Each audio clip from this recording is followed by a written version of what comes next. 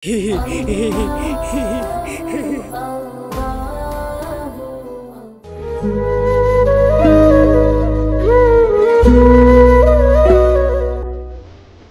ব্যাপার ভাই, এখানে তুমি কি করো?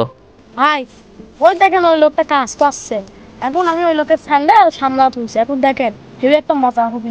আরে ভাই, এরকম কি কোনো মজা হয় নাকি? তুমি স্যান্ডেলটা আমাকে দাও, দেখো এ থেকে আরো ভালো মজা করছি।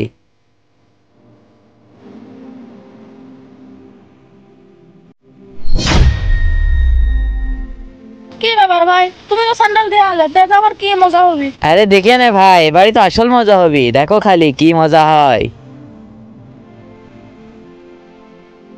কি ব্যাপার, টেকা কোন দিয়ে এলো? টেকা যখন পাইছি এই টেকা দিয়ে আমি দোকান থেকে কিছু খাবো না, আমার খিদেও লাগবে নে। দেখলেন ভাই, সে কতটা খুশি হলো।